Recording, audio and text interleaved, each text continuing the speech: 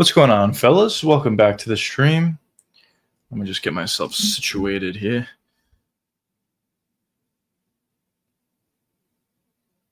But what's going on, boys? Welcome back to the stream. This is a part of our essentially daily stream every day during the week, and on Sundays at 2 p.m. Eastern Time during the week, every day at 8 p.m. Eastern Time. So welcome back to the stream, everybody. Today we actually have some news that I wanted to get into. Let me just get everything situated here, and we'll get right into it. All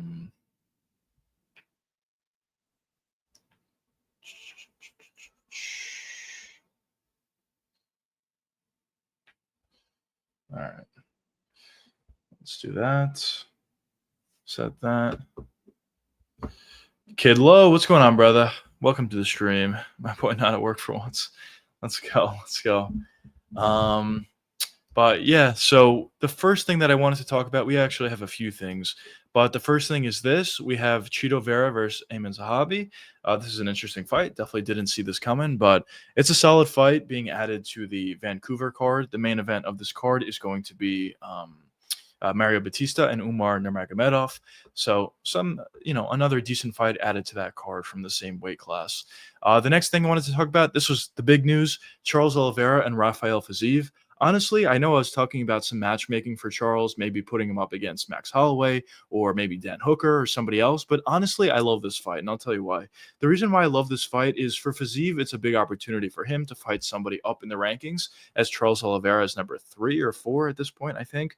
And for Charles, I think it's a good opportunity to fight somebody who's probably not as dangerous as some of the guys he's been going up against lately, like Ilia Topuria, or even Michael Chandler before that. The thing with Fiziev is he is a really good fighter, and he's very explosive. He's relatively powerful, but the problem with Fiziev is I do believe that he's a 145er. I think he's a little bit small for 155, and I think we saw that lack of physicality come up in a couple of his fights versus Justin Gaethje. So going into this one, I think Charles is just going to be a lot bigger than Fiziev. I think he's going to be a lot more physical, and at the end of the day, I think he's going to get the victory. And after Charles took that loss to Topuria, it would be nice to see him get another win.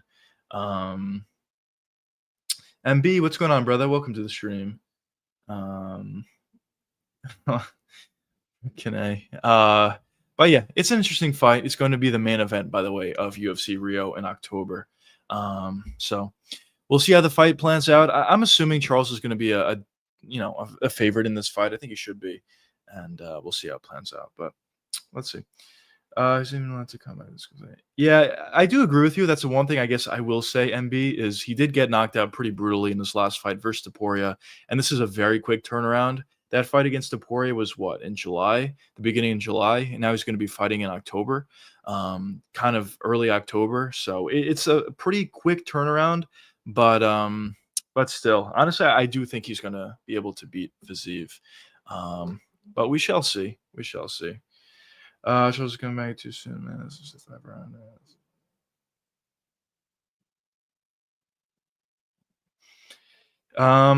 Yeah, I mean, listen, I hear your guys' thoughts on him coming back too soon. I agree with you. He probably is coming back too soon.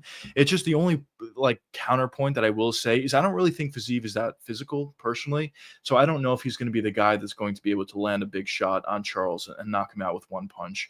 At range, maybe Charles could have some issues with the kicks of Fiziev, but Charles has always been great in the clinch, and we saw Fiziev have trouble in the clinch versus Justin Gaethje. So I think in the clinch there'll be a lot of knees, elbows, and just a couple in tight hooks that Charles Oliveira will be able to land. And if he wanted to grapple in this fight, I think he could as well. Fiziev has notoriously been great at stopping takedowns, but Charles Oliveira is a great fighter and a great grappler. And I think if he's able to mix it up, he could potentially find a takedown in this fight as well. So yeah, I'm still leaning with Charles Oliveira. I get it. He is coming back pretty early, and I do agree with you, boys. He is definitely coming back too early after that pretty bad knockout loss to Ilia. But I think this matchup is probably a decent one for him, even though he's coming back early. That's just how I feel about it. But we'll see. We'll see how the betting odds have it. I'm sure lines aren't out yet. It's a little bit too early, but whenever they do come out, I'm curious to see who is the favorite going into this. It's already been treated.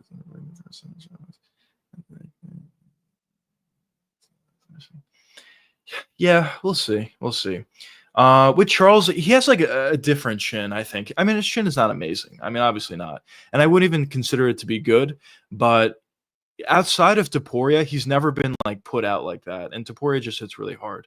When you look at his other fights, yes, he was dropped by Dustin. Yes, he was dropped by Gaethje. Yes, he was dropped by Chandler, but he wasn't put out the same way he was against Ilya. So maybe that's a sign that his chin is completely gone at this point. I guess we'll see. I just don't really see Fiziev being that guy that one punches Charles Oliveira, but we'll see. I could be completely wrong. If I am, definitely clip this. And then the other thing is this. Fluffy was talking about if he would win, he would like to fight RDR next. We'll see. We'll see. I'm assuming Fluffy will win this weekend, but we'll see what happens there as well. But a Fluffy versus RDR fight, honestly, could make sense. We'll see. I know some people are saying Fluffy should fight, or not Fluffy, RDR should fight Adesanya next, which I probably would like, or have him fight, I don't know, Sean Strickland next, which would be kind of a weird fight, but maybe you can do that. But if Fluffy beats Roman Dolidze, he'll move up in the rankings, and maybe you do that fight. So we'll see what's next for Fluffy as well as RDR.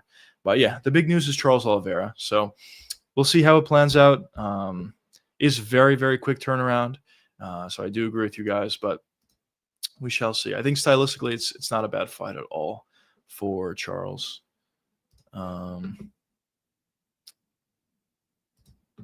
Ironically, I see this fight going before the franchise saw early around the TK on the ground. That would be interesting. That'll be interesting. I mean, I guess Fiziev did take down Bahamondes in his last fight, but I don't really think Fiziev is much of a grappler, in my opinion. I mean, he has great takedown defense, but I don't really think he's much of a grappler. I think if it's on the ground, Fiziev's in trouble. But on the feet, of course he has an opportunity there. He'll be a lot faster than Charles is. His defense is very good, talking about Fiziev, and his kicks are tremendous at range. But as I said, if Charles can pressure like he normally does, get inside in the clinch, that's usually where he does his best work on the feet, or at least in close quarters. But in my opinion, I think if it goes to the ground, it's bad news for Fiziev. But we'll see. We'll see. I don't even know if he'll get there because Fiziev does have great takedown defense. But yeah. Oh, you're saying he gets ground and pound after he drops Charles? Yeah, that is possible. That is possible. I wouldn't be shocked.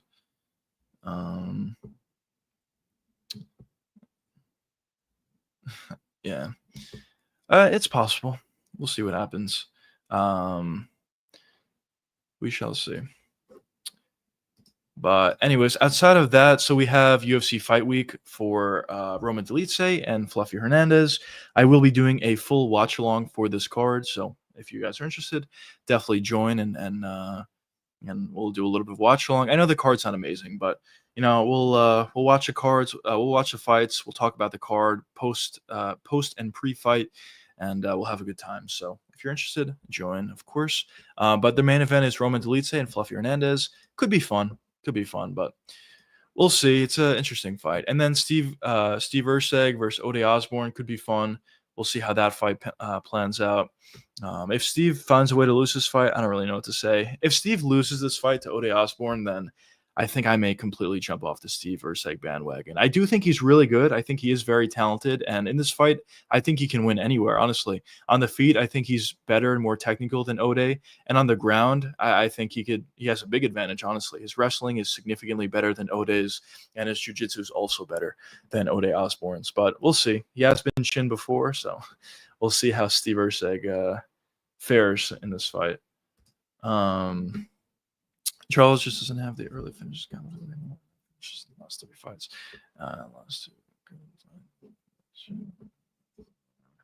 Yeah, I mean, that is true. I'm not disagreeing with that. He hasn't really found that many finishes as of late, but I think probably what it is, in my opinion, I mean, listen, I could be wrong, but in my opinion, I think he's kind of just fighting in a different way. I think he's trying to take less damage, which, I mean, he's still getting hit. He just doesn't have good striking defense, but he's trying at least to take a little bit less damage. In my opinion, that's kind of what it is. But we'll see. I mean, obviously against Taporia, honestly, I think he didn't do that. I think he kind of moved away from what he was doing against Chandler and what he was doing against even what's his face, Armin Sarukian, and he got knocked out for it. But we'll see. I mean, listen, you guys may be right. Maybe Charles is washed. I think he's going to win personally, but we'll see. And your point about Chandler, yeah, obviously Chandler's not on Fiziev's level. Chandler's completely washed, and Fiziev's a much better fighter. But I mean, listen, he's ran into a roadblock against Justin Gaethje a couple times. He really showed his weaknesses, in my opinion. And listen, I've been a guy who thought Fiziev would win both of the Gaethje fights. I'm definitely relatively, or at least I was relatively high on Fiziev. I just think at this point, in my opinion, if you get in the clinch against this guy, you can have a lot of success, and that's honestly one of Charles's main points where he's effective on the feet. And also, I just think Fiziev is a little bit too small for this weight class, and I think Charles is pretty big for this weight class. But we'll see. We'll see how he comes back after this knockout loss. Who knows? UFC 322 is going to get announced soon. Yeah, we'll see who's on it. Is 322, is that MSG? I believe it is. But if it's the MSG card, I'm assuming, I mean, there's been a bunch of rumors already, and I'm assuming it's going to be accurate. I think it's going to be Islam Makhachev and JDM, which will be great. That'll definitely be a fun fight. And then outside of that, I didn't hear anything on this, but I'm kind of just hoping for it.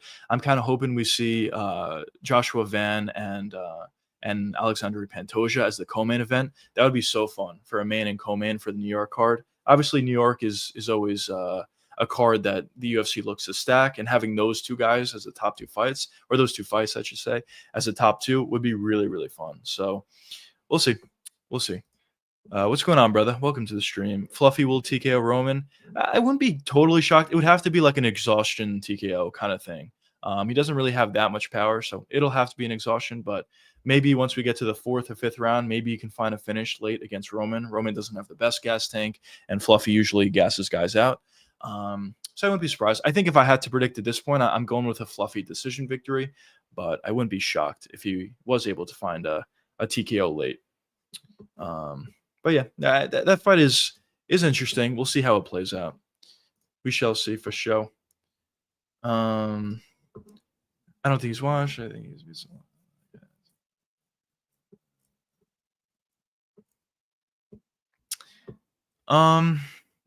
Yeah, I guess so.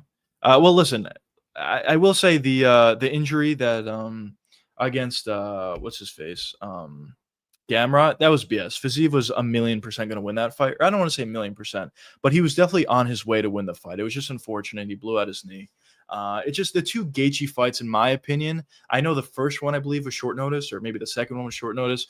But regardless, both of those Gaethje fights kind of changed my tune on Fiziev a little bit personally, because I do kind of feel like there is a bit of a glaring weakness in his striking game if you're able to get on that inside clinch. And as I said, I think Charles could do that, but we'll see. We'll see. And Sahabi is going to dominate Cheeto. Yeah, it's possible. I mean, the thing with Cheeto is it's very frustrating. It seems like when he gets going, it seems like he does decent things on the feet. Obviously, he has good kicks. He's very powerful, but he just doesn't get going in most of his fights, honestly. He just doesn't really do much and just loses decisions. And even his last fight, he got dropped.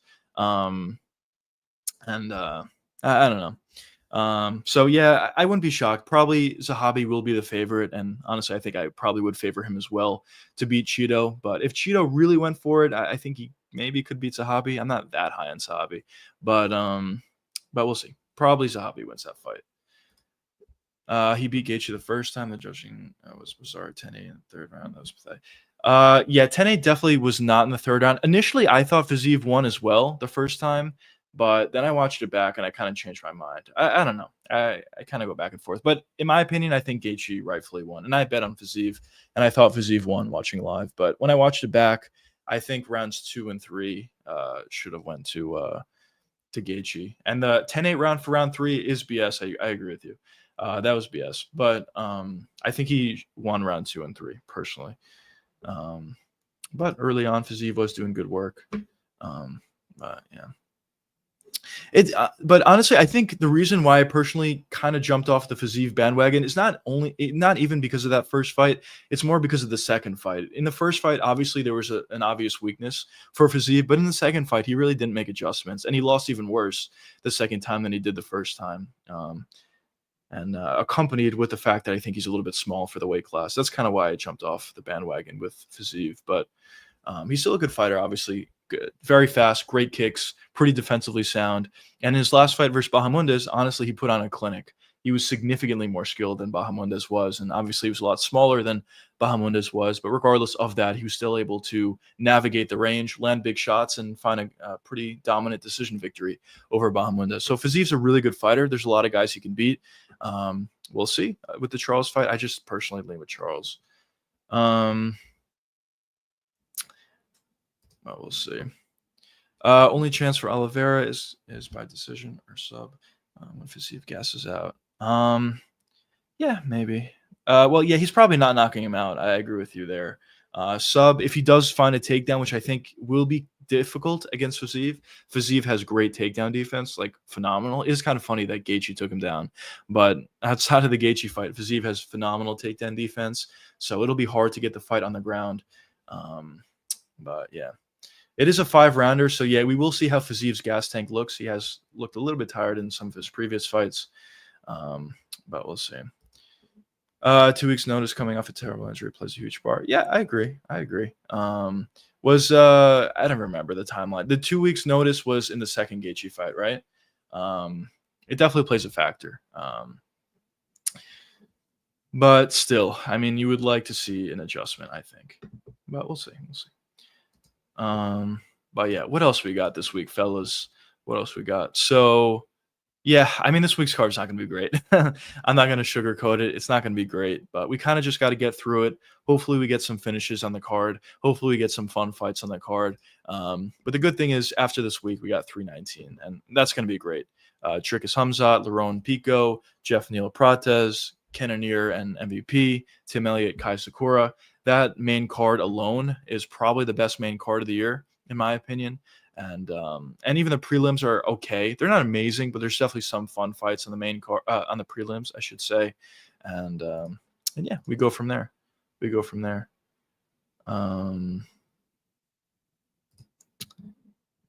gonna lose. That'd be hilarious. Yeah, I did see that. What's his face pulled out, which is kind of unfortunate, but yeah.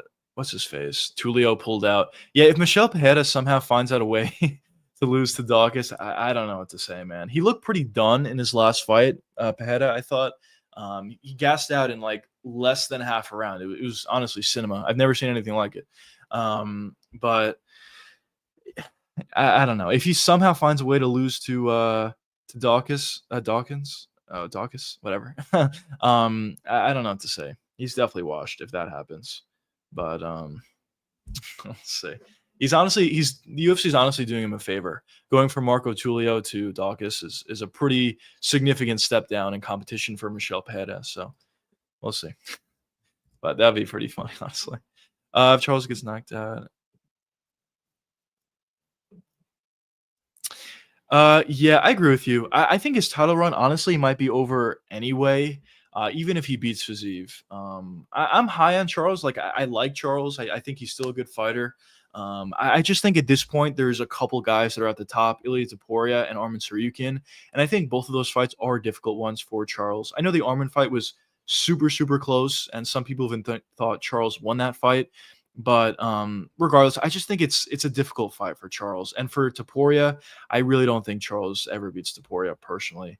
Now, if Topuria moves up in weight, which is possible, then maybe that leaves the door open a little bit for Charles. But I think Max Holloway is also a tough fight for Charles. And as he does get older, we'll see how he looks in this fight. I don't know. We'll see how he looks. And that will tell us a lot about where we can see him going forward. But honestly, I think win or loss, I don't think we're really going to see a champion Charles Oliveira ever again, which is unfortunate, but that's kind of how I see it going. But yeah, if he wants to move up to 170 for one more fight, I guess he could do that. He is pretty big for 155, so he could definitely make the weight at 170. But I don't know. If he were to move up to 170 for one more fight, it would have to be a huge fight. But I don't really see anybody at 170 being that. Like Charles versus Bilal, that doesn't sell anything. Charles versus Brady, that doesn't sell anything. Charles versus Shavkat, that's a fun fight, but I don't really think Charles is going to want to fight Shavkat. Charles versus Leon doesn't really make sense. Like, there's honestly nobody at this weight class that it's like a huge star, a huge name that would make sense for Charles's last fight. So, in my opinion, I don't know how many times we'll see Charles. We'll see how he looks in this fight, but I don't know. I wouldn't be shocked if he moved up to 170, but if he moved up to 170, I think he'll fight a couple times. Um, but yeah. Should have waited for Max to be healthy next year, even though.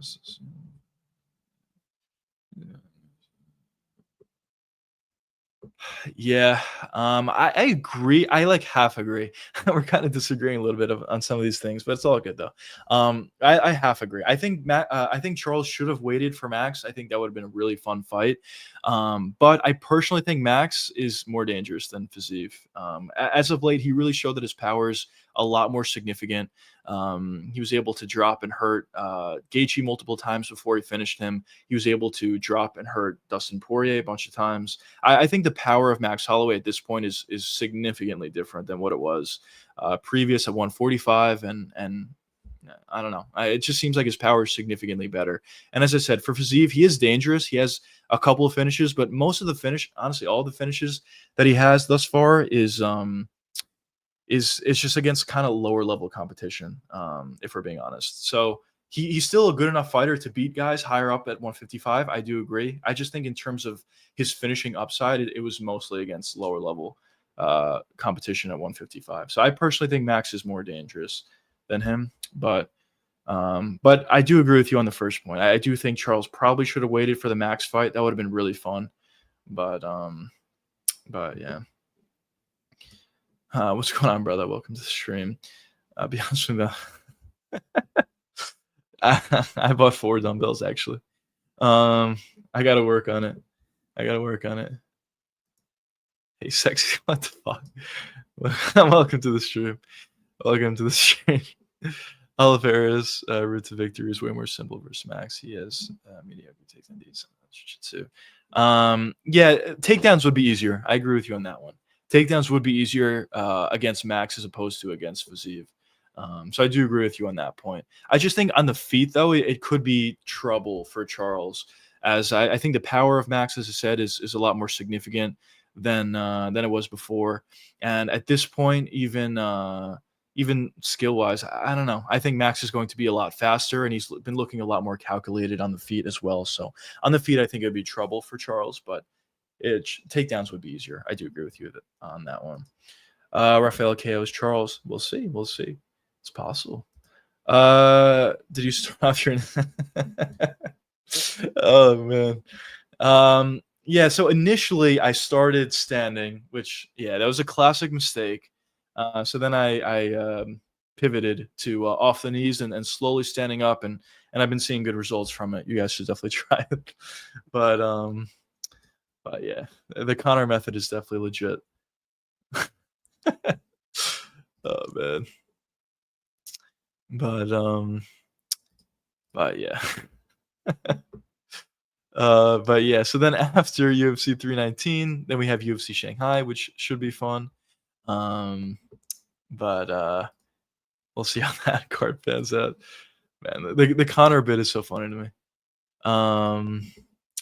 That's the injury that made Cerrone retire.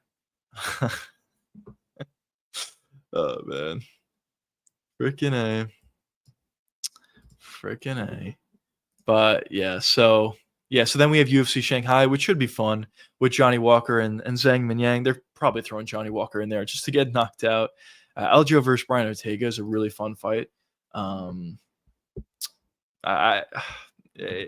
I think it's it's quietly like a very entertaining fight in my opinion. And there's also good fights on that card as well. Dricus smashes Chimaev.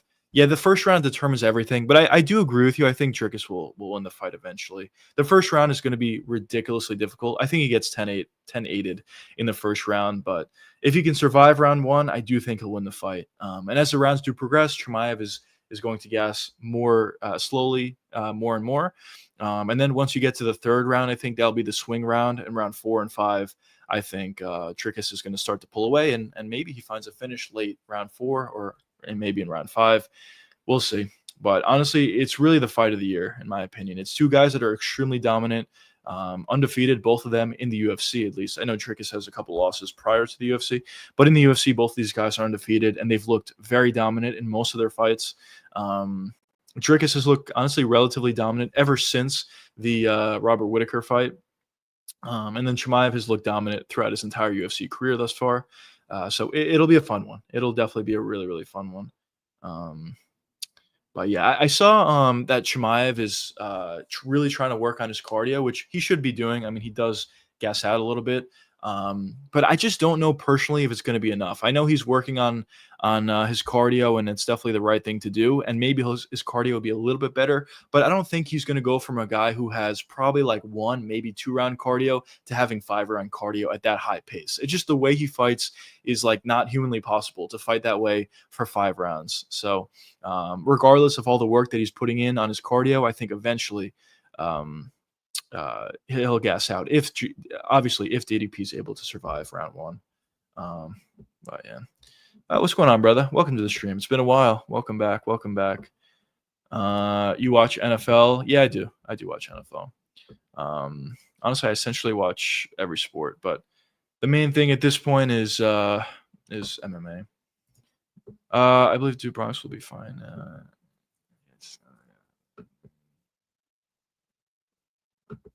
Yeah, I actually completely agree with you. I actually completely agree. I think I favor Charles in this fight. Fiziev is good. He's a good striker. His takedown defense is elite, so it'll probably be difficult for Charles to find a takedown. But he does struggle in the clinch, talking about Fiziev, and his power is not like ridiculous. So yeah, I'm leaning with Charles as well. I think he wins the fight.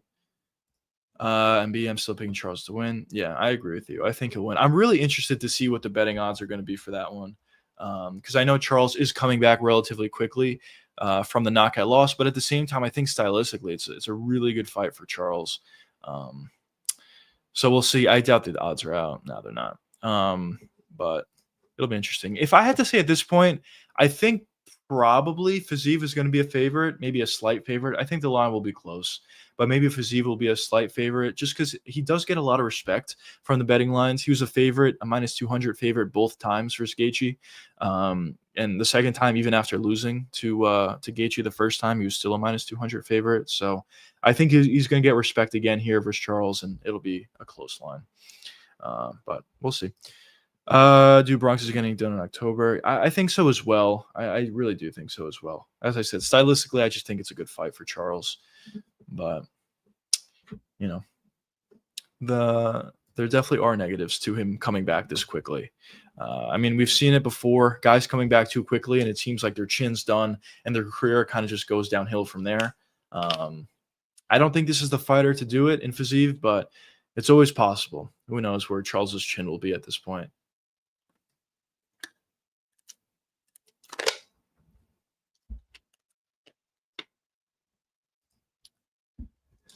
I see a comment talking about they're feeding Charles to the woods.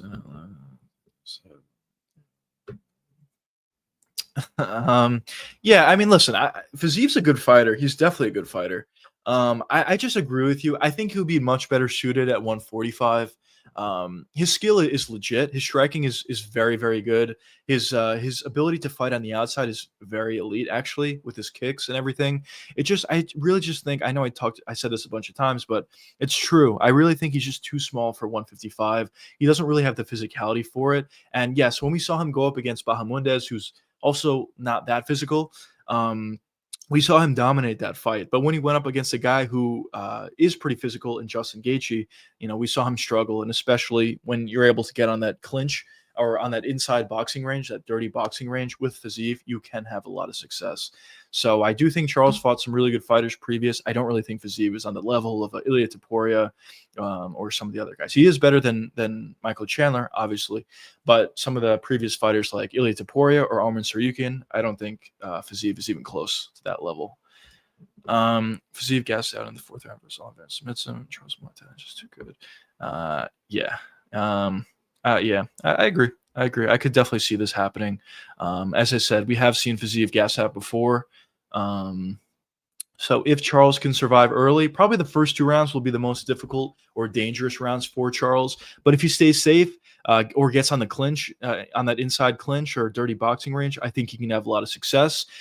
Maybe a lot of knees to the body for Charles, I think will be a big weapon for him. And if he can make it to the later rounds, round 3, 4, and especially 5, I think Fiziev will start to gas out based on the style that he has. And he has shown to gas out before in the past, obviously. So I do think we could see a late finish from Charles in this one. I feel like Holloway is very dangerous. I agree. I actually completely agree with you. I think Holloway is a much more dangerous fight for Charles than Fiziev. As I said, I was personally happy to see them make this fight. I just think the danger factor for Charles going into this fight against Fiziev is not the same against anybody else. Like, let's look at the weight class, other guys he could have fought. There's a lot of rumors about him fighting Max Holloway. I think Charles loses to Max, and honestly, I think he gets knocked out by Max Holloway. Another potential matchup is I guess they could have done Arman Saryukin versus Charles rematch, which was really close the first time. But still, that's kind of a tougher fight for Charles. They could have done Charles versus Dan Hooker, which Hooker, is pretty relatively powerful on the feet. So maybe that could have been a relatively dangerous fight, although I think Charles would have won it. Or they could have done Charles versus Paddy Pimblett. I think Charles beats Paddy Pimblett. But they decided to go with Rafael Fiziev, who's number 10 in the rankings at this point. So as I said, I was personally a little bit happy to see them make that fight, and I think it's a very winnable one for Charles. But we'll see. Honestly, though, I will say this is the first fight announcement in a while that we didn't see the fight coming. I talked about this, I think, on yesterday's live stream. But for a lot of the Dana White streams or live streams where he makes fight announcements, we kind of knew about all the fights that he announces. But in this fight between Fiziev and Charles, we didn't know anything about this. So it was pretty cool to see a fight announcement, something that we didn't expect finally. So that was good to see. But yeah, and also it's a really good fight. It's always the same narrative every time a fighter gets knocked out. Let me see.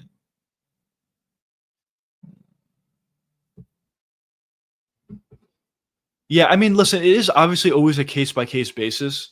If you get knocked out, if your chin's going to be fine, but I do agree with you. A lot of the recent examples of guys that have got knocked out, that had great chins and got knocked out, usually come back to have a decent chin. I cite Gaethje in that example as after he got knocked out by Max Holloway, his chin looked fine against Fiziev. And then also the other one I would cite is Kamaru Usman. Is after he took that head kick, his chin looked fine in his next fight versus Leon Edwards, and even in his fight against Buckley. Even Hamzat Chimaev, his chin looked fine in a lot of those fights.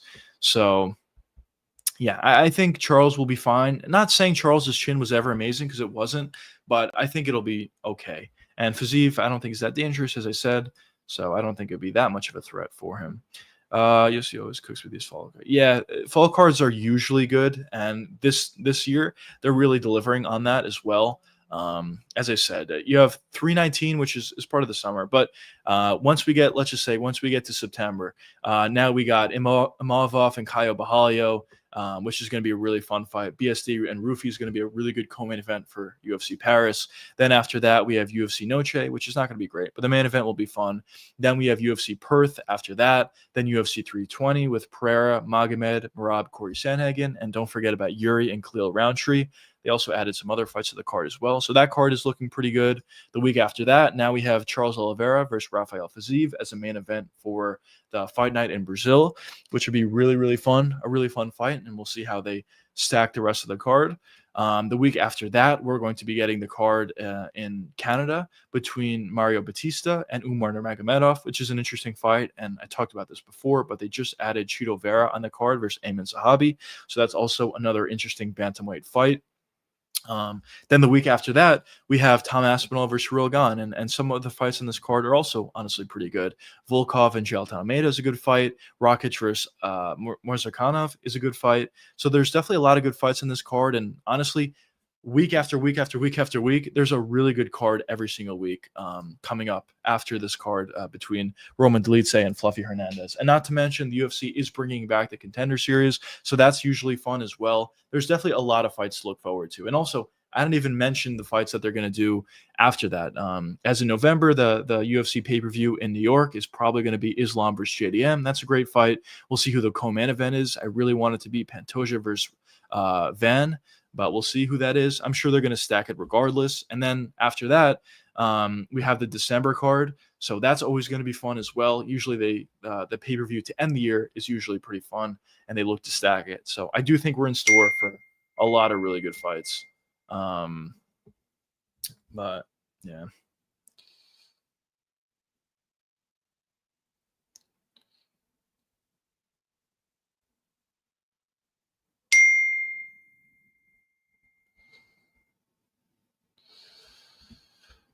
Sorry about that. But sorry, boys. I apologize. But yeah, so there's a lot of good cards coming up for sure. The Oliveira can definitely still happen. If Do Bronx wins against Fiziev, maybe they do. I could see that. Yeah, I mean, listen, probably. Yeah, maybe like March, I think would be a little bit more realistic. I don't know how active Charles Oliveira wants to be. I mean, he is coming back right away after the Taporia loss, but it is after a loss. I think he kind of just wants to get that win back quickly. But if he does beat Fiziev, especially if he beats him pretty dominantly and if he finishes him, it'd probably be like March, April territory, or maybe we can see that fight. But we'll see. I mean, the fight itself will be really fun. I would lean with Max winning that fight personally, but it'll be fun. Joshua, what's going on, brother? Welcome to the stream. Contender Series start in August, right? Yeah, it starts next Tuesday. I think so. Yeah, it's got to be. This upcoming Tuesday is going to start, so that'll be fun. I will be doing full watch-alongs if anybody didn't hear about it in some of the previous streams. I'm doing a full watch-along this weekend for Roman Dolidze and Fluffy Hernandez, the entire card. And also I will be doing full watch-along for the Tuesday Dana White Contender Series next Tuesday. So that'll be fun. Usually the Contender Series is pretty fun. We see some of these up-and-coming prospects, a lot of finishes. I mean, obviously these guys are incentivized to get finishes because they want contracts. So it usually turns out to be more fun fights. And yeah, I mean, the Contender Series is pretty good. So I'm excited for it. And not this Tuesday, but next Tuesday, we have a heavyweight prospect, a former football player. So I'm excited to see how he fares because, as I said a million times, the heavyweight division is really bad at this point, and we desperately need more talent at that weight class. So whatever potential contender we can get will definitely be a positive. They usually do a fight night in a pay-per-view for December. They usually do a fight night in a pay-per-view.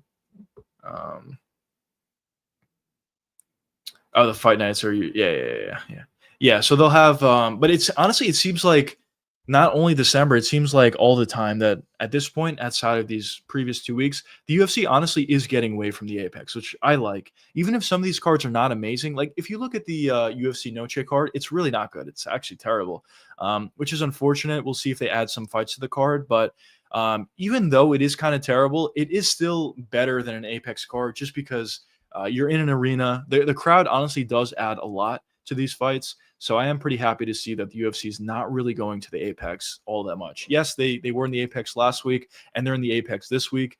But outside of this week, for the rest of the schedule that's already announced at this point up until October 25th, they're not going to be in the Apex once. It's going to be all fight nights and arenas or pay-per-view cards, which is great to see. So I know a lot of people, including myself, have complained a lot about the UFC going to the Apex too much.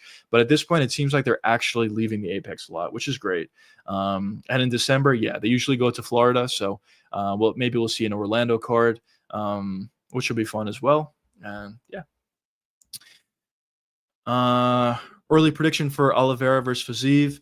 How I think the fight is going to go is I think round one, Fiziev is going to try to keep his not even just round one. I think for the majority of the fight, he's going to try to keep his distance. What he's really going to want to do is utilize footwork, stay on the outside on that outside kicking range, and at that point, I think he can have a lot of success.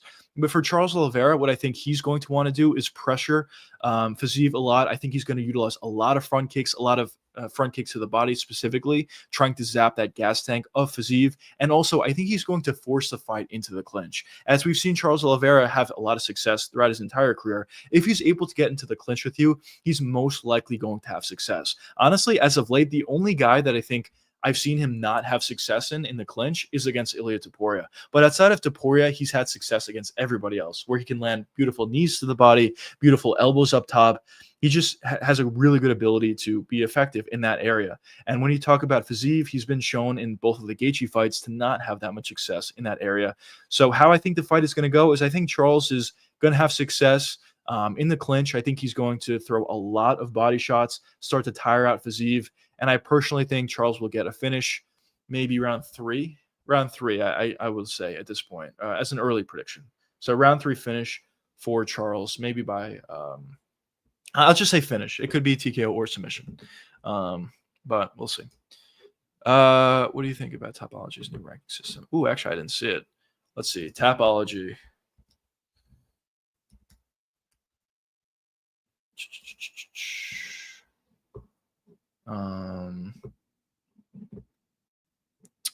Here we go. New ranking system. Let's see what this is about.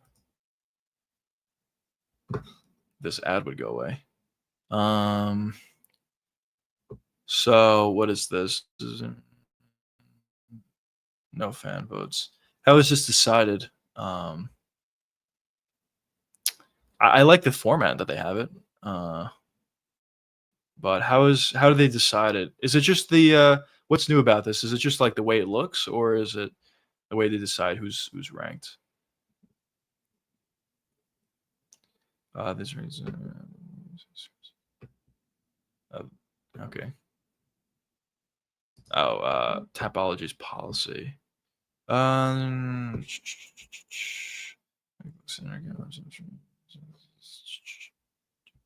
not it. Yeah, I don't know. Looks cool though. But yeah, I don't know how it's specifically how they rank it. Isn't Fiziev and Topuria around the same height? Yeah, probably pretty close. But they're very different fighters. I heard Hamzat is going to have custom shorts for 319. I'm curious what it's going to look like. Yeah, I wouldn't be surprised. He probably will. Honestly, a lot of these guys that are in title fights are getting custom shorts, which is pretty cool. I like the custom shorts idea because back in the day, obviously, guys were able to wear whatever shorts they wanted and whatever sponsors they wanted. And, ever since they signed with Reebok and now with Venom, it's been just one pair of shorts that all these guys wear, just different colors. But the fact that a lot of these guys are getting custom shorts at this point, I think is pretty cool. I think a lot of the custom shorts that these guys get look actually pretty cool, and it's a pretty cool idea just to show their personality a little bit more. So if Hamzat gets it, which honestly I think he probably will get it, it'll be cool to see. So good for Hamzat. If I for the title, yeah, I would agree with that timeline.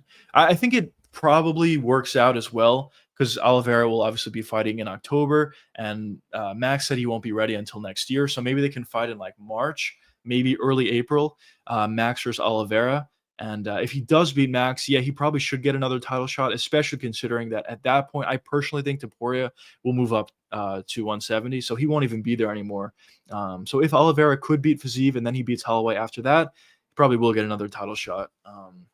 But I think Max Holloway is going to be a tough fight for Oliveira personally. Hamza custom shorts will 100%. Yeah, 100% on that. A lot, as I said, a lot of them have been pretty cool. So I'm assuming his is going to be pretty cool as well, but we'll see. It goes by our last 6 fights, strength of schedule and activity. Ooh, I like that. From what I understand, it's more. I like that. Let's see the rankings specifically. So heavyweight, we have Tom Aspinall, Sergey Pavlovich, Volkov, Cyril Gahn, Almeida, and Curtis Blades. Um, does that make more sense? Mm, maybe. Honestly, the heavyweight division kind of sucks. So maybe that makes more sense. Sergey as the number one contender instead of Gon. And Gon's coming off a really close win that a lot of people thought he lost against Volkov, and Sergey's kind of coming off not a great one either against Sheldon Almeida. But fine, I don't have any problem with that. Let's see, where do we have differences here?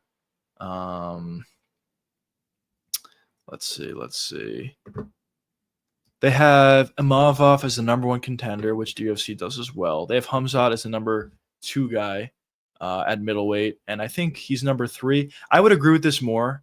So I think how the UFC's rankings has it is they have Imavov as a number one contender. I'll share my screen. Um, uh, let's do this. So how the UFC has it is they have Imavov as a number one contender. They have Sean Strickland as a number two contender, and then Hamzat as number three. I agree more with Tabology as they have it here as Hamzat over Sean Strickland. I think that makes more sense. So I agree with that. Um, this one, I don't know if I agree with this one. They have Leon as a number two contender, essentially. I know it says number three, but number one is a champion. So they have Leon as the number two contender. I don't know if I necessarily agree with that. Just because Sean Brady did beat Leon Edwards, and usually when a guy beats a fighter, usually you'd like to see them higher in the rankings than them. So probably how I would have it is, wait, how does the UFC have it? Let me see. So they have it. Yeah, so Shavkat's not even in the top five. That's weird. Where do they have Shavkat here? Shavkat. I have to sign up to see this. Ah, man. So Shavkat's number 7. That seems way too low for me. That seems too low. I don't know. I mean, with these algorithms, some of them are going to make more sense, and you're probably going to get some weird ones as well. That's how I think. But for lightweight, I completely agree with lightweight. For featherweight, well, Max probably shouldn't be here, but and Ilya shouldn't be either. But I guess, yeah, Yer would technically be the number one contender. Do I agree with that? No, I don't. I think Movsar should be the number one contender. So I don't really agree with that one. For bantamweight, should Sean be number one? Probably not. Who should be one? I know he is number one in the UFC as well. Let's see. Actually, is he? Yeah, he is. I think Jan should probably be the number one contender. That's how I see it. So Hudo at number 6, and the UFC has him at like 10, right? 11. Yeah, so that's interesting. All right. Well, this I completely disagree with. This actually doesn't make any sense. For flyweight, how is Royval the number one contender and Van's number 3 if Van beat Royval? It doesn't make any sense to me. Steve Urseg. I love this. I love this that Steve Urseg is number 5, but I don't know. I don't know if he should be there after some of his losses. And then this, whatever. I don't know. I like the idea of it. I just think a couple of these weight classes don't make much sense to me personally, but there's definitely some that make more sense than how the UFC has it. But we'll see. I think with time, it's going to get a little bit better, and we'll see. I believe MVP deserves custom pair shorts. Yeah, it would be sure. He'll deserve it. I think everybody should get it personally. Or at least most guys. Like if you fought more than a certain amount of times in the UFC, I think you should get it. And I think the UFC is giving it to more guys. Initially, it was just for champions, it seemed, but at this point, they are giving it to more guys. But I would like to see them expand on that. The poster for UFC looks so good. The card is terrible. Yeah, the poster is actually really cool. The main event is great, but yeah, the card is just so bad, man. It is so unfortunate because the main event is so good. It honestly is, but the co-main event of this card is going to be is what? I have no idea what the co-main event of this card is going to be. All these fights are just terrible. Chairez versus Costa is actually off. Chairez is not even fighting on the card, and that was the one fight that I was kind of interested in. Then you have Jesus Aguilar on the card, which is like whatever. Rafa Garcia versus Jared Gordon, like whatever. Lemos versus Tatiana Suarez is kind of like a whatever fight. Claudio Puelles is on the card, who's not a great fighter in my opinion. Cedric Dumas versus Zachary Reese is not a great fight. And Raquel Pennington pulled out. What an unfortunate event that was. But I mean, that's the card. I mean, I think Rahul Rosas is on the card. Um, so I don't remember who he's fighting, but it's not listed on here. But if Rosas is on the card, I guess that's kind of a fun one. But the card is just terrible, man. It is unfortunate. I actually give it the 5 just because you beat Adams. I mean, you should Trump in the accolades. Rafael has 5 more. Yeah, I guess that's fair. Yeah, yeah, I guess that's fair. You might honestly be right about that. Yeah, so maybe the ranking system is actually pretty good. Pennington is out of this. Yeah, I saw that. I saw that. And now we listen. Before, when Pennington was still on the card, at least we can watch UFC No Chat. Now at this point that she's out, we got to boycott the card, man. We literally cannot watch it. Now it's just too much after Pennington is out. But yeah, I don't know. I don't really see the mindset, like why the UFC even decided to put a card together like this. I know they are stacking a lot of the other cards, so maybe they didn't have that many options. But still, there definitely are some names out there that they could have put on the card. And it's not like this card's in the Apex. This card's in an arena, so they're gonna have to sell tickets here. And I get it. I think the UFC doesn't care that much about this card just because it's going to be on the same day as Canelo versus Crawford, which is kind of annoying for UFC fans because Dana is kind of promoting both fights, but he seems like he's promoting Canelo and Crawford more, which obviously it's a much bigger fight than a fight night card between Gene Silva and Diego Lopez. But still, it would have been nicer to see this card be a little bit more stacked than what it is at this point. At least give us like 3 or 4 like somewhat interesting fights. The fact that the whole card sucks. I mean, if we're gonna be honest, literally the whole card sucks outside of the main event. It is pretty annoying. But yeah, worst part about putting yeah, that's unfortunate. Hopefully they find a replacement for her and keep her on the card. But yeah, that's another unfortunate part about Pennington pulling out. Unbelievable, chat. Unbelievable. The one thing we had to look forward to, or I guess the second thing that we had to look forward to outside of the main event, may not even happen. So that's ridiculous, but we'll see. I mean, with her pulling out, though, they got to add one more fight, right? One more fight or maybe 2 more fights to the card. So if that is the case, maybe they'll be forced to put a decent fight on the card because at this point, as I said, there's really none. But I don't know. Maybe they just say, like, whatever, fuck that card, and they just keep it the way it is. But as I said, outside of that one terrible card, the rest of the announced cards that we have are all looking really, really good. Really, really good. By the way, what do you guys think for BSD versus Rufy? I think that's a really interesting fight. I think stylistically, both of these guys kind of have aspects to their game that could give the other guy trouble. Like for Rufy, I think the fact that BSD is so aggressive and honestly pretty elite with the grappling could potentially give trouble to Rufy, as we haven't seen his takedown defense tested that much. We've seen it a little bit, but we haven't seen it tested against a grappler of the caliber of BSD. And then for BSD, the fact that he's so aggressive and kind of wild on the feet, to be honest, kind of leads into how Rufy wants his opponents to be, where he can use that karate style to land a perfect counter shot on BSD. And because BSD is coming in with a couple of shots, that's just going to make the damage even more significant, and he could definitely get a knockout from there. So at this point, I think I lean Rufy. I think stylistically it's not a bad fight for him. But as I said, I kind of think both of these guys have something that could give a lot of trouble to the other guy. So I think it'll be a fun fight. It's a really good co-main event for the Paris card. And it is kind of cool how they have it set up, where they have the Fighting Nerds versus the Frenchman in both the main event and the co-main event. So I like it. I like how they have that set up for that card. And as I said before, usually Paris cards are great because the crowds are usually great. So I'm excited for those 2 fights and honestly the card in general. It's only 10 fights, for sure they'll add more. Yeah. What do they usually have on a UFC card? Like 12 or 13 fights, right?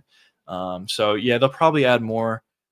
They got to, but I don't even know. Like, what could they add? I would like them to add like Moreno to the card. I know somebody in chat was saying that a little bit ago, but at this point, I think the fight that makes sense next for Moreno is Moreno versus Tyra. I think that should be the next fight for both of those guys as a number 1 contender fight. And for Tyra, I mean, he didn't take any damage or anything versus Park in his last fight. It was honestly very dominant, but it would at the same time be a pretty quick turnaround for Tyra, especially considering that he lives in Japan. So that also is a factor to it. So I'm assuming Moreno's not going to be on that card. And outside of him, I don't know. I don't really know who they can add to this card. Um, I know Adrian Yanez was saying he wanted to be on the card, so that'll be a fun fight. He's a fun fighter, so maybe they can add him, but that's not really gonna move the needle for the card. It's not like, oh, you add Yanez to the card. All right, the card's great. So they would have to add a couple more good fights, but I just don't know the options out there. Since Dana cares more about boxing at this point, why don't you just leave the UFC? Yeah, honestly, I hear you. I do hear you. I feel like he's a little bit checked out, in my opinion. Some of these recent fight announcements just have not been the same energy as they were in the past. And even besides that, it really does seem like he's doing so many different things at this point. It seems like the Canelo and Crawford boxing fight is at the top of his priority list at this point. And I don't know. We're just not seeing that many fight announcements, honestly, lately. I know we just had Charles and Fiziev, which is a really good fight, but outside of that, there's not too many fight announcements as of late. And I don't know. It just feels like he's a little bit checked out of the UFC and he's focusing on other stuff, whether it's power slap, which is stupid in my opinion, but regardless, whether it's power slap or whether it's boxing, it just seems like he's more focused on that at this point as compared to the UFC. So I do agree with you. Maybe he should. BSC is a sloppy striker. I think roughly round one, but BSC makes it longer in this fight. Yeah, I completely agree. I think that's how the fight plays out. Either Rufi lands a big shot, a perfectly timed right hand or left hand. Probably, similar to like the Connor versus Jose Aldo sort of scenario where it's like a pullback left hand or a pullback right hand for Rufi that lands on BSD when he's coming in. And if that's the case, Rufi will find the knockout. But if BSD can make it out of the first round, that's really where I think he can have his best success. He can start to tire out Rufi, and we have seen Rufi tire out in the past. And as I said, BSD is an elite grappler. He is. So as the fight does go longer and longer, I think takedowns will be easier for him. He can start to land damage, which he also does a great job at landing a lot of damage once he does get the fight on the ground. And I think he can have a lot of success if it plays longer. It is kind of a binary fight. Which guy can implement their own strategy? But yeah, uh, I lean Rufi. I lean Rufi, but I definitely see a world where BSD can win. And if BSD does beat a guy like Rufi, he could honestly be right back into legitimate contention. Like he's gonna have to get probably at least one or two more wins before he can even be considered for another title shot. But if he beats a guy like Rufi, that's a legitimate win for BSD. He'll move up in the rankings and he'll probably fight. I don't know who can he fight after that. Maybe a guy like Gamrot, which would be a little bit of a step up in competition for him, and I think he could actually beat Gamrot. So who knows? Maybe he can be a legitimate contender. And I posted this video a while ago. At this point, I don't know. We'll see how BSD does, but I posted a video a while ago saying that I still think that BSD has a chance to be a legitimate contender and maybe even a champion. So I think this fight will be very telling. The UFC is really not doing this guy any favors. He was initially supposed to fight Joel Alvarez, which is a really good fighter and tough fight for BSD. Now that Alvarez had to pull out and it seems like he's just moving up to 170, now they're giving him Rufi, which is also not an easy fight for BSD. But if he's able to beat this guy and some of the other guys that maybe he'll fight next after that, I do think that is very telling, and I think we could see BSD be a legitimate contender again if he is able to do that. But it is a big if. It is definitely a big if. He had a couple not so great performances in the Moicano fight. And even in his last fight, I didn't think he looked great. Even though he won the fight, I didn't think he looked amazing. I thought on the feet he looked a little bit stiff and a little bit slow on the feet. But we'll see. And then also in his fight against Dustin Poirier, I actually thought he fared pretty well. Personally, in the first round, he was kind of dominating Dustin until he gassed out and got countered with a right hook. But yeah, I personally think BST is a good fighter.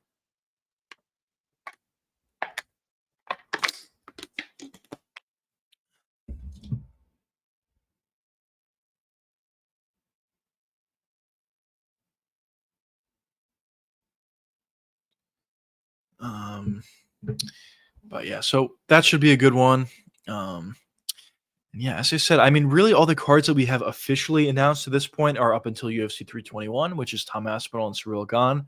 Um, but we kind of have an idea about some cards after that. With the New York card, um, either on the New York card or on the December card, I think we're going to see Pantoja and Van. So that's another fight we know that will be coming up, and it is a flyweight fight, and I know that not too many people are that excited about it, but in my opinion, it's a great fight. It's going to be very high paced, very high action sort of fight, and and I think it'll probably be a co-main event as well. So whatever card that fight ends up being, I think will end up being a really good card and a really fun card.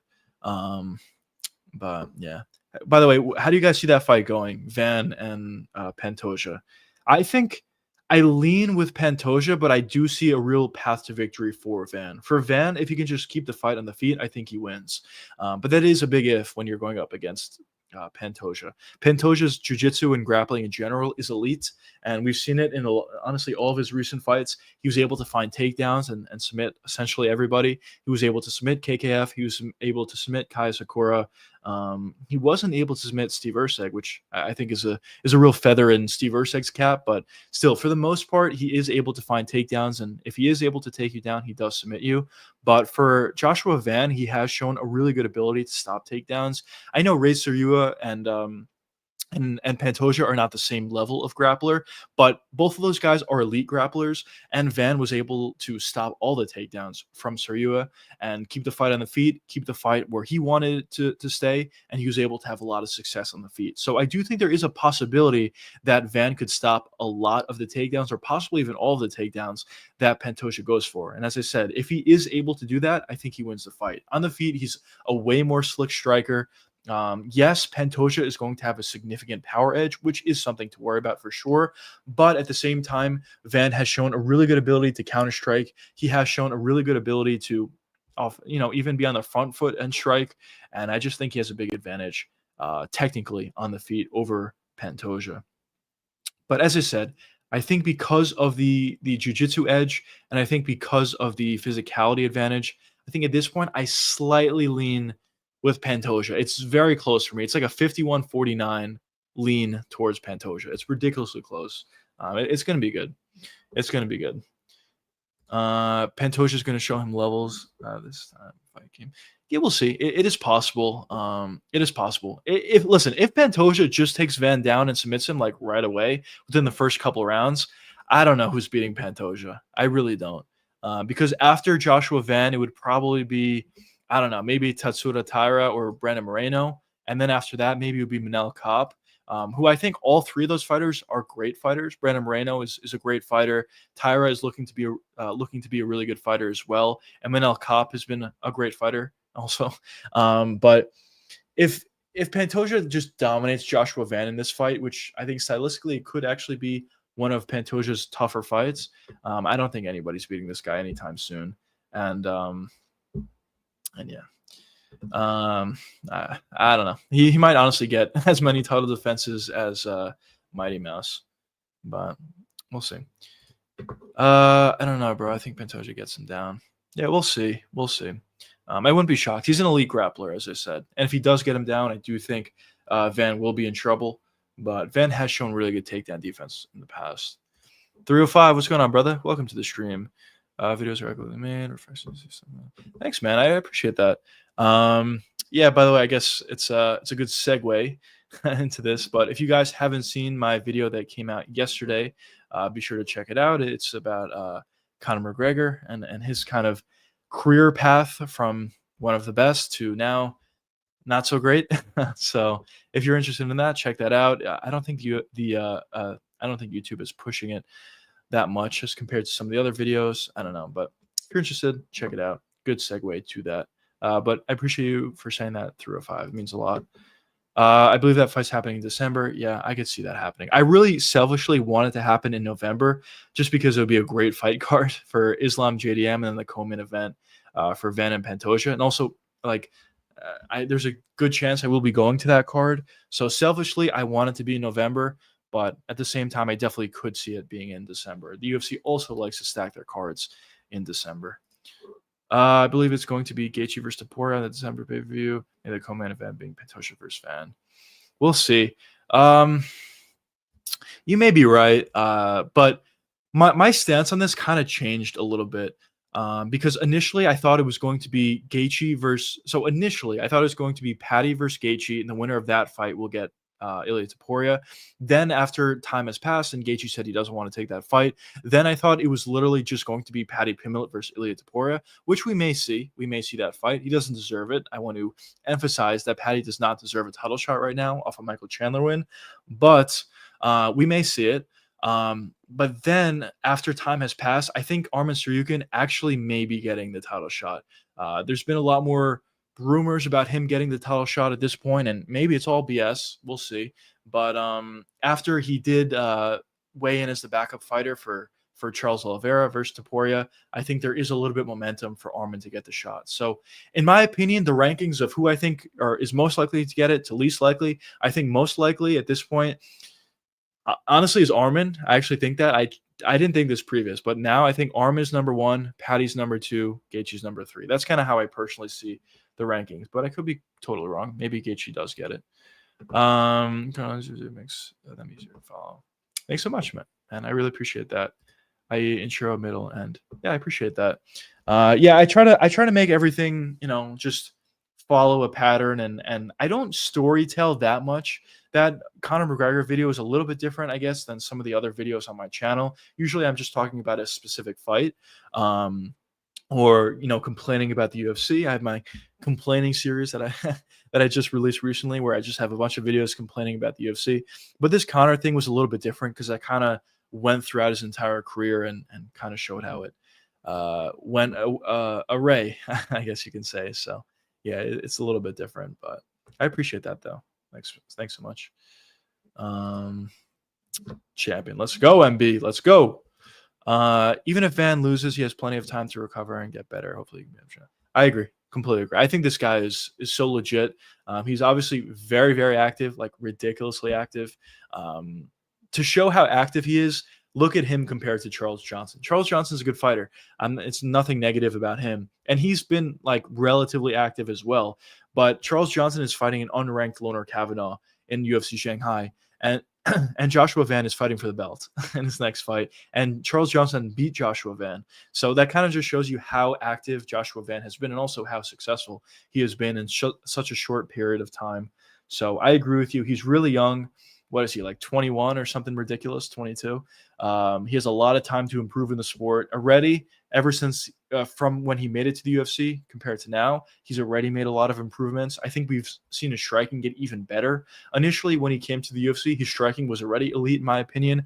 But at this point, I think he's shown a much better ability to counter strike as compared to what he was doing earlier on in his UFC career. So in that short amount of time, he's already made significant improvements. Just imagine how much better this guy can get in a year from now, 2 years from now, 3 years from now.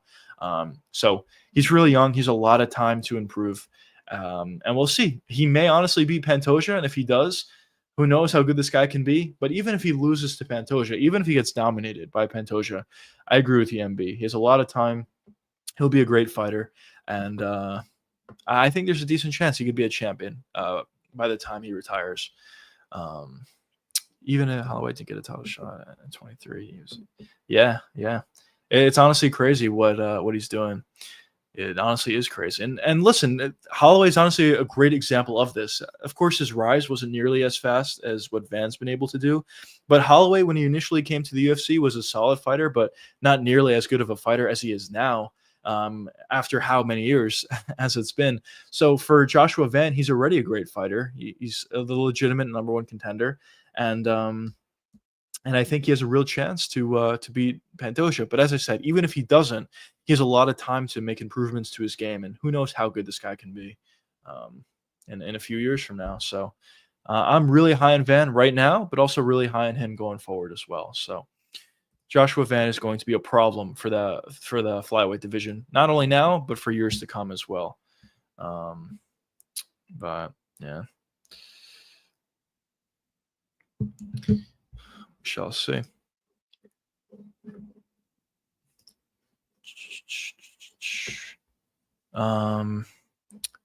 But yeah, what else we got? Let's see if we got any news here, chat or anything like that. I don't think so, but let's see.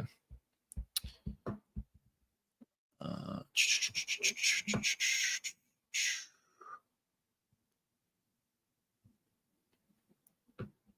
yeah, okay, here we go. There were some rumors about Shamrock and Hanato Moicano, but those are not accurate.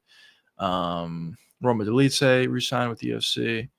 Um, Peyton Talbot says he wants to fight in MSG in November. I would like to see that. I would like to see a guy like Peyton Talbot be active. I think he's really good. He had a bad performance, I get it, but I think he's made some significant improvements, and I think he has a real future. On the feet, he's just huge for the division. He's very talented on the feet. He hits really hard, and on the ground, it seems like he's made significant improvements. So I'm still pretty high on Peyton Talbot. I'll make a more in-depth video breaking down his game and talking about why I'm so high on him more in depth. But I would like to see him fight in November. I think that's a good time for Peyton Talbot to fight. Imagine if Vance doesn't his prime like 28. Honestly, it's possible. A lot of these guys in the UFC, I mean, 28 is probably the prime for most sports, honestly. But for the UFC, a lot of times you see these guys hit their prime at like 30, 28. Honestly, like 28 to 32 is usually when you see most of these guys hit their prime. Maybe 32 is on the higher end. But yeah, it is possible that Van can hit his prime when he's 28. And if he does, just imagine how good he would be at that point. It's honestly like crazy to even think about. Um, but yeah. Joshua Van is somebody that I'm really high on him. Who I'm really high on. Let's see, Joshua Van. I just want to see how old he is. I think he's 23. Yeah, he's 23.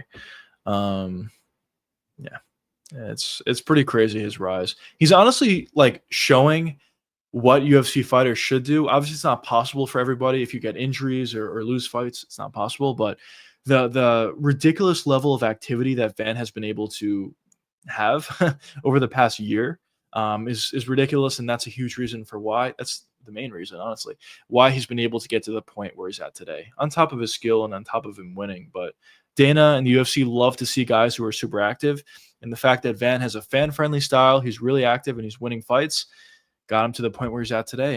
And just a year in, when did he get signed to the UFC? Like a year ago, 2 years ago. He's already getting a title shot. So quick, very quick. For Joshua Van. And yeah, I personally think he's going to be really, really good. We'll see. But what do you guys think if Van beats Pantoja, which will be a tough fight? I lean Pantoja, but I could see Van winning. If Van beats Pantoja, do you think anybody's beating Van? Because if he were to beat Pantoja, that's such a legit win over a legend. A guy who has a bunch of title defenses already, a guy who essentially beat everybody in the rankings of the flyweight division. So if Van goes in there and beats Pantoja, I don't know who beats this guy. After Pantoja, maybe he would fight Tatsura Taira. I think Van beats Taira. Taira is going to be a lot bigger than Van, so that's something to worry about. But the real issue about Taira, or the real issue for Van about Taira, would be his grappling. But if he's able to beat Pantoja, that means he's able to stop takedowns from Pantoja, or maybe even if he does get taken down, he'll be able to survive. So I think he'll be able to keep the fight on the feet as well against Taira. And I think at that point he would win. He's a much better striker than Taira is. Van versus Moreno would be an insane fight. But honestly, maybe Van wins that as well.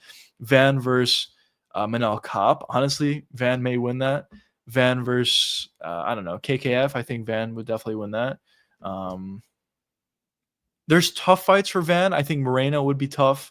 I think Manel Kopp may be tough. But outside of those guys, who I also think Van may beat, I don't know. There's a lot of wins that that Van may be able to get. Maybe a lot of title defenses. Do you think Van's got to beat Pantoja twice? Yes, actually, 100%. Yeah, he would have to beat Pantoja twice. So I guess what I was trying to say is if he does beat Pantoja twice, then I really think he beats everybody else. As I said, Kopp is a great fighter. I mean, there's a lot of great fighters, but Kopp is a great fighter, and what's this called? And Moreno's a great fighter. But honestly, I think Van could beat both of those fighters.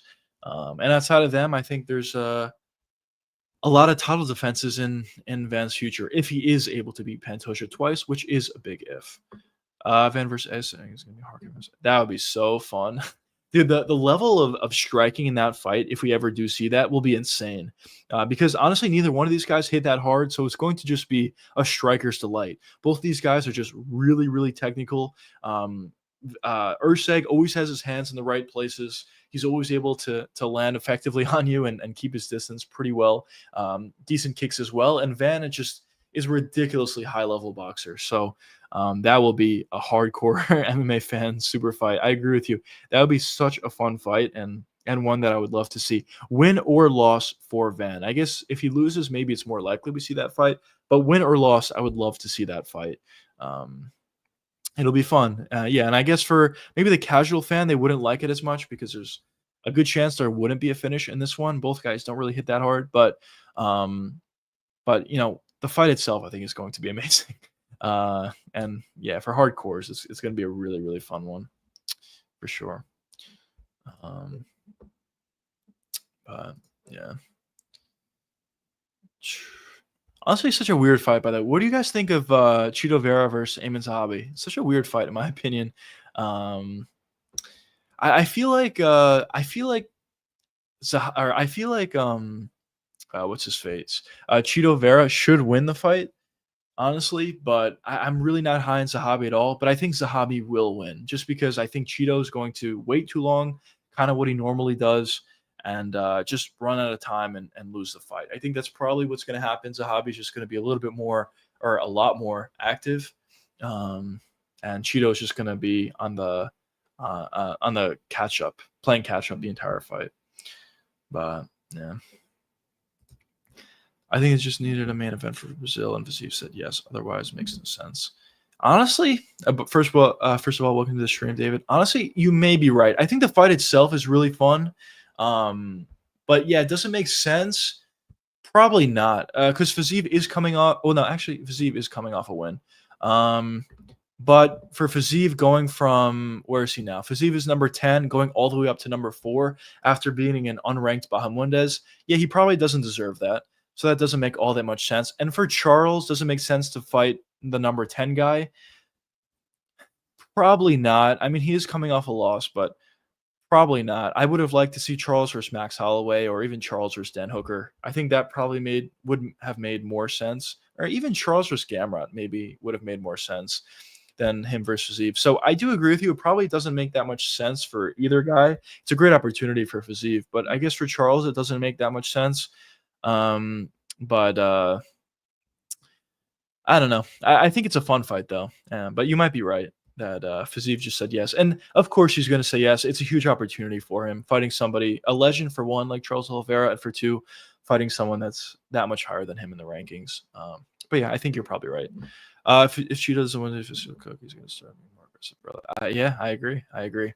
If he loses this fight to Amin Zahabi, he's cooked. He's definitely cooked. He's very defensively sound. We've seen in a lot of his fights. And yes, if he does find his openings, he'll land a huge shot. He'll land a high kick for Dominic Cruz, or he'll land some other shots for some other guys. He does hit really hard, and when he finds his openings, he does utilize them and land big shots. It's just the problem is he waits way too long, and all of a sudden in a 3-round fight, it's the end of the 3rd round, and he hasn't really thrown anything. So that's the problem with Cheeto. But if he's a little bit more aggressive in this fight versus Zahabi, I think he beats him. I'm really not high at all on Zahabi. I know he beat Jose Aldo, but I thought he lost the fight, and he was very close to getting finished. So we'll see. But I don't be shocked if Zahabi wins that fight. Actually, if Zahabi does beat Cheeto, he'll be on like a hilarious run, in my opinion, because he's kind of just fighting. He got lucky with the Jose Aldo fight, and then he's kind of just fighting guys that are higher than him in the rankings, but guys that I think are beatable. And all of a sudden, if Zahabi does beat Chito Vera, who's number 7 at this point, Zahabi could get pretty close to the top 5, and I really don't think he's anywhere near that level of fighter, especially for a really stacked bantamweight division. So it's kind of funny. But yeah, this weekend's card is just going to be just fine. I think Delete Says live. I think so as well. I think Delete Says live as well. On paper, I mean, it's not great. I don't really want to sugarcoat it. It's not great, but We'll see. Sometimes these sort of cards turn out to be better live than they look on paper. And the main event is interesting. I do agree with you that the lead say is live, and I think the co-main event is going to be fun as well. I think Urseg should dominate the fight, and I think he should find a finish over Ode. But if he does or doesn't, I think the fight's going to be fun. So that one will be fun. And then there's a couple of good prospects on the card as well. So maybe we'll see good finishes there. But yeah, I will be doing a watch along. So if you're interested, be sure to join and we'll react live and talk all about it. I think Max vs. Charles was the plan until Max. Yeah, I think you're right. Honestly, I think you're right. I do think you're right. But yeah. I think Charles is just collecting paychecks off his name for now. Yeah, he may be. Honestly, the reason why I think he accepted the fight, though, I mean, yeah, maybe money was a part of it. I'm sure it was, but I think the reason why he accepted this fight is because it is in Brazil. Has Charles ever fought in Brazil? I don't know, but even if he has, it hasn't been for a really long time. Uh, so I think he really wanted to fight on the Brazil card for one, and for two, he did just lose to Ilia Topuria, and I know it's a very quick turnaround, but a lot of times when guys, especially really good fighters, take a loss to a certain guy, they want to get right back in there and get that win back. So I think those are two of the reasons for why Charles is coming back so quickly, and I think Fiziev is honestly a good stylistic matchup for Charles. So I think that's probably why he took it, but money is always going to be a part of it. So yeah. Did you go through with your bets for this weekend thus far? I have not. I don't really see that much value for this weekend personally. I mean, let's go through it though. I'll tell you the value that I do see for this weekend. Cody Brundage, I think, should be a bigger favorite actually. I don't think this guy is really any good at all. So he probably should be a bigger favorite. If you want to take a shot on Cody Brundage, you can. It's just, at the same time, Cody Brundage is really not a good fighter. And taking him at minus 170 maybe isn't amazing, but he should win this fight. So maybe there's value there. Outside of that, all these money lines, I don't really see there being any value here at all. Elijah Smith, I think, wins the fight. He's a legit prospect. Minus 750, no value. Julius Walker, I think, is a solid prospect. And also, he's kind of fighting one of the worst fighters in the UFC, in my opinion. So he should win. What else? Ooh, a little line movement here. Steve Urseg's going up in value, or down in value, I guess. Value there, minus 450. I'm kidding. But yeah, if you want to take a shot on Andre Fili, you can. I think C-Rod is going to win the fight, though. So in terms of money line, there's not much. Probably the best value on this card, I would say, is Roman Dolidze by money line at plus 250. The other thing that I like is Roman Dolidze by submission at plus 1100. It was actually plus 1200 yesterday. That's 1100. I think the value is great. Roman Dolidze has elite jiu-jitsu. A lot of people maybe don't know about it because he usually doesn't look to grapple. But in this fight versus Fluffy, Fluffy is going to shoot for takedowns, and this fight will be on the ground. So I do think Roman could maybe reverse some positions and threaten some submissions and maybe even get one. So at plus 1100, I think it's worth taking a shot on Roman Dolidze there. Or if you don't want to take that, you can just take Roman Dolidze by finish at plus 360. Honestly, that's not great, though. To be honest, that's not great. So I actually probably would stay away from that. Personally, I'd probably just take submission at plus 1100. But outside of that, another thing that I like is I do like Steve Urseg by finish at minus 125. Usually I don't love taking minus money on a finish, especially for a flyweight fighter. I just think Steve Urseg is so much better than Ode that he does finish him eventually. So I don't mind that value at minus 125. But if you wanted to pick one or the other, I probably would lean with TKO. And ironically, submission is the most likely outcome here. But I think I would lean with TKO at plus 340, which is not terrible value. And the other thing I like on this fight specifically is under 2.5 rounds. I do like this. So I like that as well. Does Charles retire with a loss? You're saying if he loses to Fiziev, does he retire? I feel like no. I feel like Charles is a guy that's going to fight for a little bit more. So if he loses to Fiziev, I could see him continue to fight. But if he loses to Fiziev and loses one more time after that, I think he retires. So maybe, honestly, maybe. But yeah. But outside of that, what other value do I see? Honestly, really not much value at all. Yeah, there's not much. I guess just to simplify it, bets that I kind of like. Oh, actually, let's see this. Let's see. Julius Walker by TKO minus 185. That's no good. What about Elijah Smith by TKO minus 175? That's no good either. Yeah, there's no value here. So just to simplify it for anybody that desperately wants to bet this weekend, bets that I kind of like. I don't love anything, but bets that I kind of like is Cody Brundage money line. I kind of like that. For the main card, I like Steve Urseg by TKO. I like total rounds under 2.5. And then in the main event, I like Roman Dolidze by submission. But outside of that, that's really all I like at this point. There's not too many plays that I love. But yeah, that's kind of what I see for this weekend. But yeah. But yeah, I know this has been a little bit of a shorter stream, but I kind of got to skedaddle. So I hope you guys enjoyed the stream. Thanks so much for being here. If you do have any last second questions, I will answer them. But if not, I'll see you boys tomorrow. I will be streaming tomorrow, of course, at 8 p.m. Eastern time. Also, one other shout out that I just wanted to mention. I am implementing memberships to my channel. It just kind of helps me, stay afloat and try to make this a career a little bit. But starting in September, really, Friday live streams are going to be for members only. I will continue to stream the other days, but Fridays only will be members only. So if you have any interest in having a little bit of a more personal sort of live stream, feel free to hit that join button. But if not, all good as well. I will be continuing to do live streams for everybody during the other days. Anyways, I'll see you boys tomorrow. Peace out. We will have a video coming out tomorrow, 2 p.m. Eastern time. Be on the lookout for that. Also, I will be live streaming for everybody tomorrow, 8 p.m. Eastern time. Be on the lookout for that as well. Anyways, that's enough blabbing. I'll see you boys tomorrow. Peace out, boys.